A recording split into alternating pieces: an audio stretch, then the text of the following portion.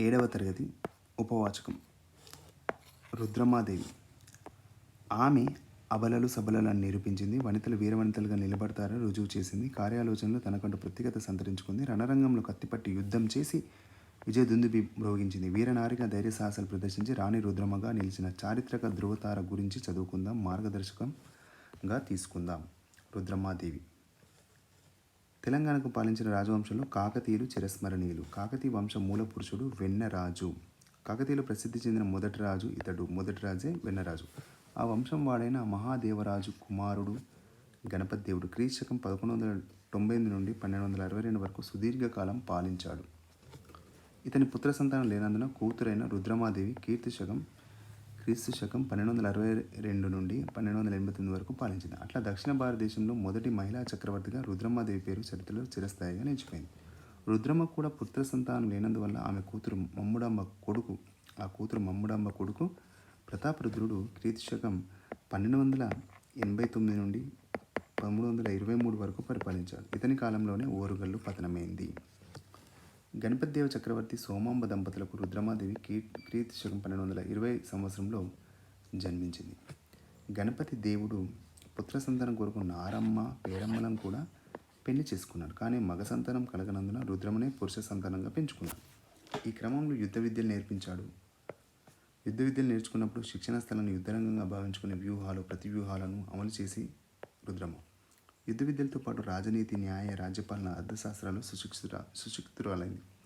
శివదేవయ్య శిక్షణలో ఆరితేరి ధీరవంత అయ్యింది. మేనమామ జాయపసేనాని నాట్యశాస్త్రాన్ని, కొంకణబట్టు, సంగీత సాహిత్యాలతో పాటు వివిధ కళల్లో శిక్షణ ఇచ్చాడు. ఫలితంగా రుద్రమదేవి సర్వశక్తి మంత్రాలుగా ఎదిగింది. గణపతి దేవునికి కొలువు కూటంలో పురుష వేషంలో కూర్చొని రాజ్యపాలన మెలకువలను గ్రహించింది. పరాయి రాజుల వ్యవహారాలపై ఎట్లా దృష్టి పెట్టాలో చూసి నేర్చుకుంది. శక్తియుక్తులతో పురుషులతో సమానమైన ప్రతిభను సాధించింది. గణపతి దేవుడు ఆమెను వీరభద్రునికి ఇచ్చి వివాహం చేయాలనుకున్నాడు. ఆలోచన వచ్చిన వెంటనే భద్రకాళి ఏకవీర కాకతమ్మ దేవతల సాక్షిగా అంగరంగ వైభవంగా స్వయంభూ దేవాలయం సువిశాల ప్రాంగణంలో రుద్రమాదేవి వీరభద్రుల వివాహం జరిగింది. రుద్రమాదేవి వీరభద్రులకు మమ్ముడాంబ, వీరరుద్రమ్మ, రొయ్యమ్మ అనే పుత్రికలు పుట్టారు. మగ సంతానం లేనందుకు గణపతి దేవుడు కొంచెం కలత చెందాడు. ఇటు గణపతి దేవుని వృద్ధాప్యం వెంటాడుతుంటే అటు దుర్వ్యసనాలకు లోనైన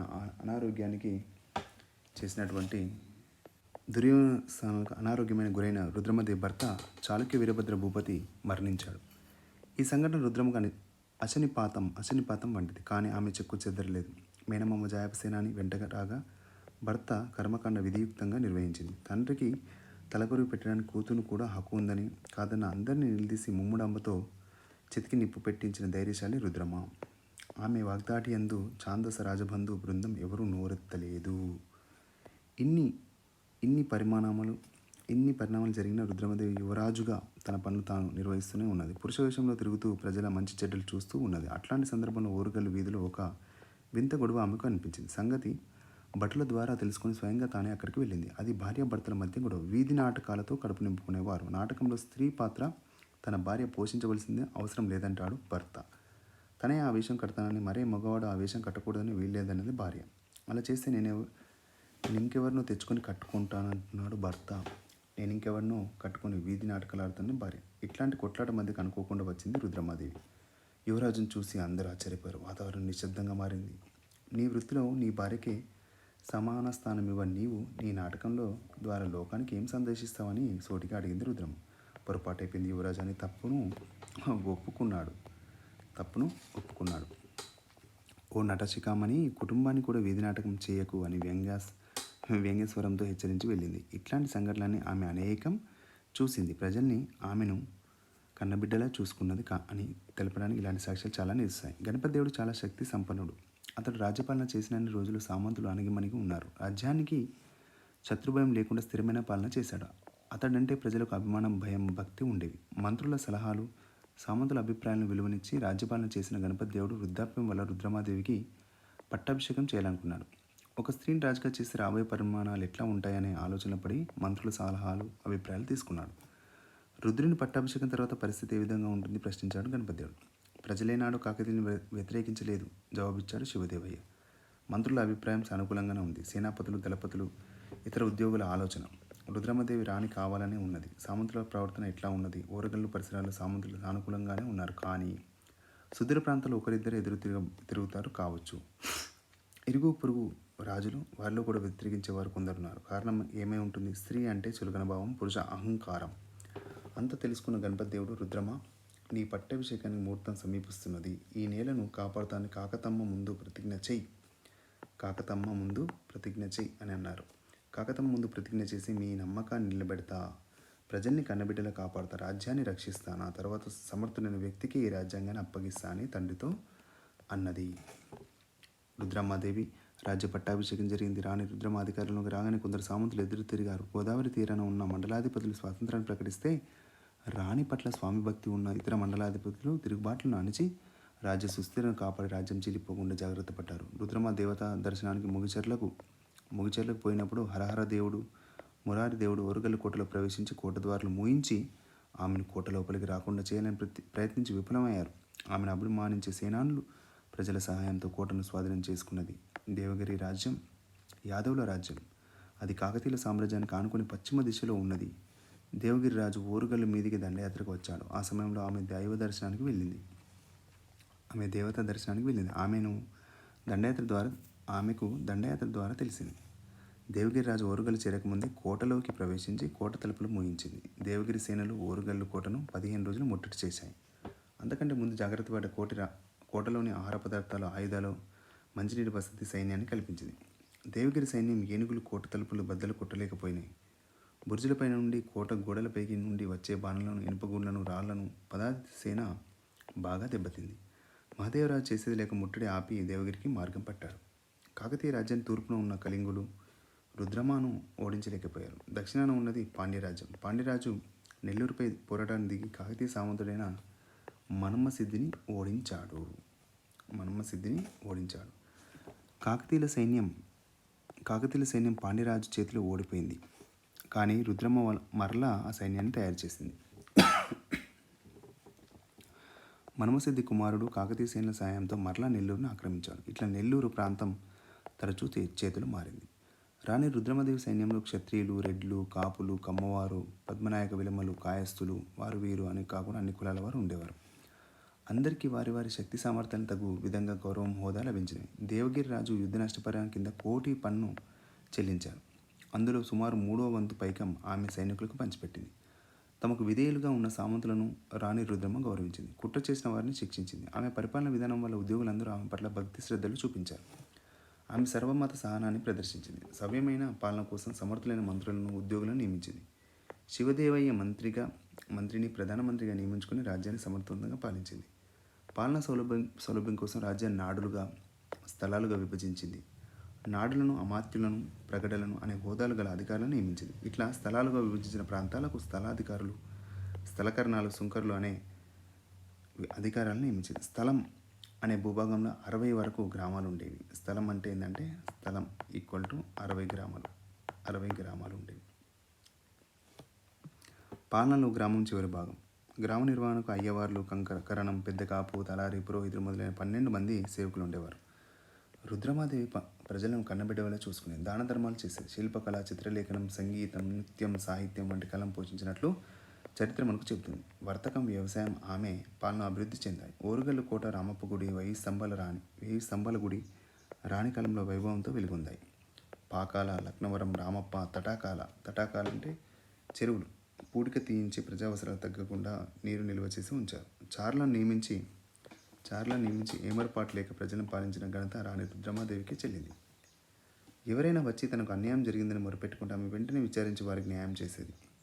సత్రాలు నెలకొల్పింది. గ్రామాలు దానం చేసి ఆ గ్రామాల ఆదాయంతో పాఠశాలలు, విద్యార్థులకు ఉచిత వసతి గృహాలు, ఆరోగ్యశాలలు, ప్రసూతిశాలలు నడిపేలా ఏర్పాటు చేసింది. దారి పొడవునా చెట్లు నాటించింది. దేవాలయాలను కట్టించింది. మహిళలు అబలలు కాదు సబలలు అనే విషయం రుద్రమాదేవితోనే రుజువైంది. దానికి నిదర్శనంగా ఆమె తన సైన్యంలో ప్రత్యేక మహిళా సైనిక దళాన్ని ఏర్పాటు చేసింది. వారు ప్రత్యక్షంగా పాల్గొనేలా శిక్షణలు ఇప్పించింది. ఆమె చేసిన విజయయాత్రలో ఆమెపై శత్రువుల దండెత్తిన సమయంలో వీరు పోషించిన పాత్ర అమోఘం. పటిష్ట గూఢచర వ్యవస్థ ఏర్పాటు చేసింది. సైన్యం 2 రకాలుగా ఉండేది. ఒకటి మూల సైన్యం అంటే రుద్రమాదేవి సైన్యం, రెండవది సామంతులు పోషించి రాజు కోరినప్పుడు పంపించే సైన్యం. సామంతులకు వారి వారి ప్రాంతాలపై పెత్తనం ఉండేది. రుద్రమాదేవికి కప్పం కడుతూ ఆమెను సామ్రాజ్యపతికి అంగీకరిస్తూ ఆమె కోరినప్పుడు సైన్యాలను పంపిస్తూ వాటిని సేన నాయకత్వం వహిస్తూ ఉండడమే వీరి ముఖ్య విధి. ఇట్లాంటి పటిష్టమైన వ్యవస్థను సమకూర్చుకుని ఆమె రాజ్యపాలన చేసింది. తెలంగాణ ప్రాంతంలో పెద్ద పెద్ద చెరువులు ఉన్నాయి. నదులు దగ్గరలో లేకపోవడంతో పొలాలకు నీరు అందించడానికి మహారాజులు వారి సామంతులు పెద్ద పెద్ద చెరువులు తవ్వించారు. పెద్ద ఉద్యోగులు ధర్మబుద్ధి గల అనేక మంది ఈ పనికి పూనుకున్నారు. చెరువులు తవ్వించడం 7 రకాల ధర్మకార్యాల్లో ఒకటిగా హిందూ ధర్మం పేర్కొంది. మొదటి ప్రోలరాజు కేసరి సముద్రం అనే చెరువు తవ్వించాడు. రెండవ బేతరాజు శెట్టి సముద్రం అని తవ్వించాడు. మొదటి ప్రోలరాజు కేసరి సముద్రం, రెండవ బేతరాజు శెట్టి సముద్రం అనే చెరువును ఏర్పరిచాడు. గణపతి దేవుడు నెల్లూరు, ఏలూరు, మున్నగు స్థలాల్లో చెరువులను నిర్మించాడు. పాకాల చెరువు గణపతి దేవుని కాలంలో రేచర్ల రుద్రుని చేత నిర్మించబడింది.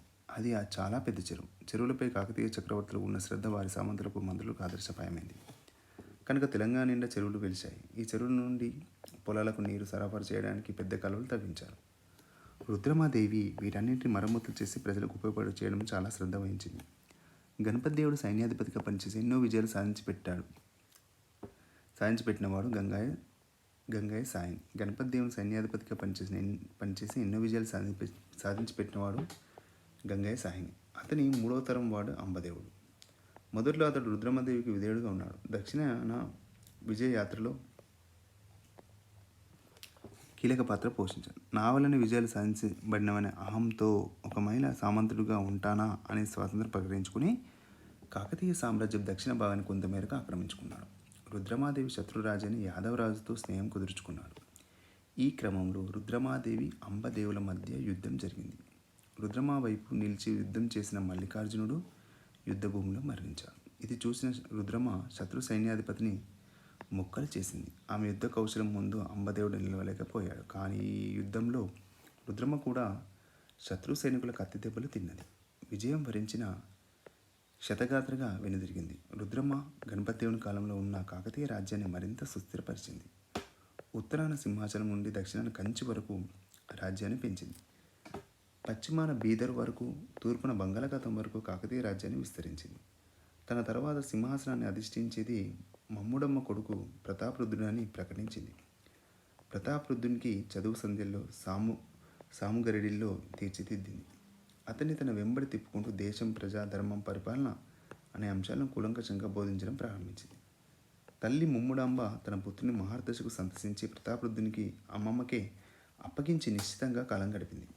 తన జీవిత కాలంలోనే ప్రతాపరుద్రుడికి పట్టాభిషేకం చేసి తండ్రి గణపతి దేవుడి అడుగుజాలను నడిచింది. తన బతుకంతా ప్రజల కోసం అర్పించిన వీరనారి క్రీస్తుశకం 1289లో నల్లగొండ జిల్లా నకిరికేల్ సమీపంలో గల చందూపట్ల వద్ద కన్నుమూసింది. తెలంగాణ చరిత్రలో వీరనారి రుద్రమాదేవి అధ్యయనం సువర్ణాక్షరాలతో లిఖించబడింది. ఎందరో ఈ విదేశీ యాత్రికులు రుద్రమ పాలన విధానాన్ని ప్రశంసించారు.